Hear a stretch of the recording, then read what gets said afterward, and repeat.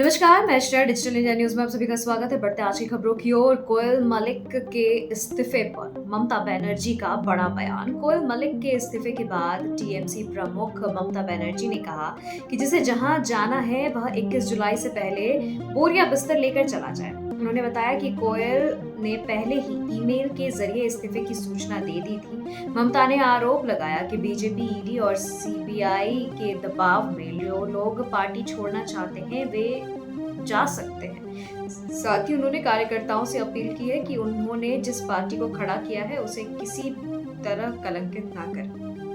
राम मंदिर चढ़ावा चोरी एसआईटी रिपोर्ट में भर्ती प्रक्रिया पर बड़ा खुलासा। अयोध्या राम मंदिर चढ़ावा चोरी मामले में एसआईटी की रिपोर्ट में भर्ती प्रक्रिया और सुरक्षा व्यवस्था की खामियों को सबसे बड़ा वजह बताया गया है। जांच के अनुसार आउटसोर्स कर्मचारियों से चढ़ावे की गिनती कराई गई और उनकी नियुक्ति में नियमों के पालन नहीं हुए।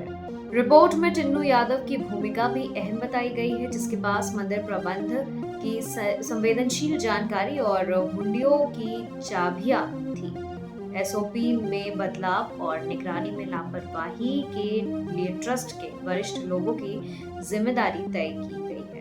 बुलडोजर एक्शन पर सुप्रीम कोर्ट सख्त। अवमानना याचिकाएं हाई कोर्ट भेजी। सुप्रीम कोर्ट ने बुलडोजर कार्रवाई से जुड़े अवमानना याचिकाओं पर सुनवाई से इनकार करते हुए कहा है कि ऐसे मामलों में संबंधित हाई कोर्ट का रुख किया जाए।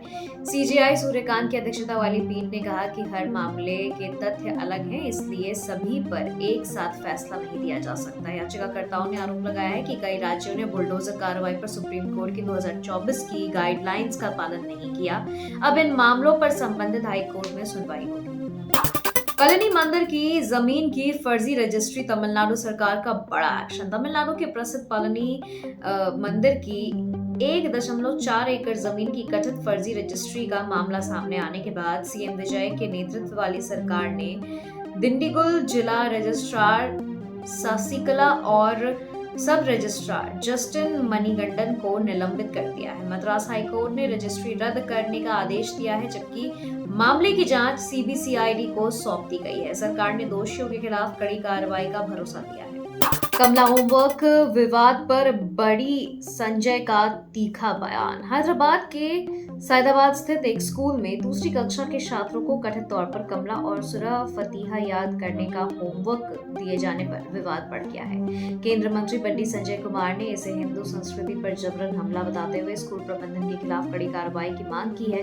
उन्होंने कहा कि ऐसी घटनाएं स्वीकार्य नहीं है और पूरे हिंदू समाज को इसका विरोध करना चाहिए। विवाद बढ़ने के बाद स्कूल से संबंधित शिक्षिका को नौकरी से निकालकर ब्लैकलिस्ट कर दिया गया है।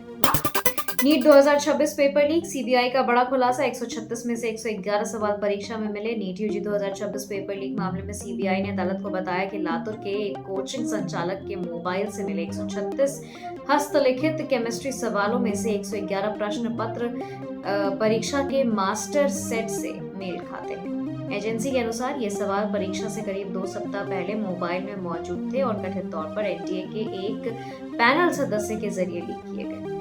मामले में अब तक 13 लोगों की गिरफ्तारी हो चुकी है, जबकि सीबीआई जांच जारी है। नोएडा एयरपोर्ट के पास नए इंडस्ट्रियल कॉरिडोर को मंजूरी। यमुना एक्सप्रेसवे औद्योगिक विकास प्राधिकरण ने नोएडा इंटरनेशनल एयरपोर्ट के दक्षिणी हिस्से में नए इंडस्ट्रियल कॉरिडोर के विकास को मंजूरी दे दी है।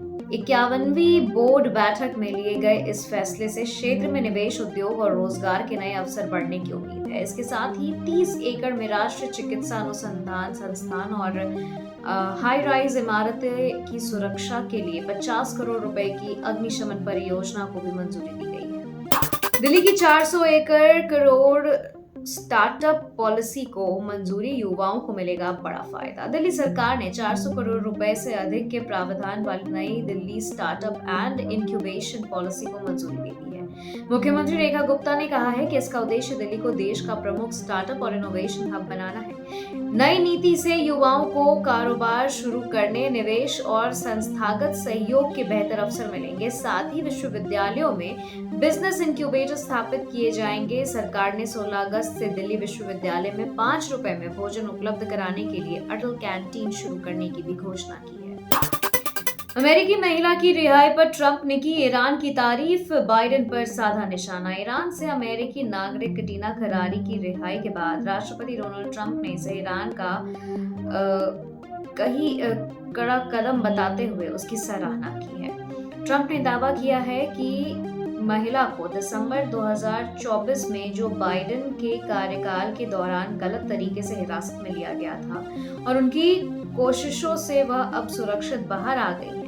वहीं मानवाधिकार वकील जेरेड गेंसर ने भी डीना करारी की रिहाई की पुष्टि करते हुए इसका श्रेय ट्रंप के प्रयासों को दिया है। परिसीमन बिल का कांग्रेस करेगी विरोध, मॉनसून सत्र के पहले रणनीति तय।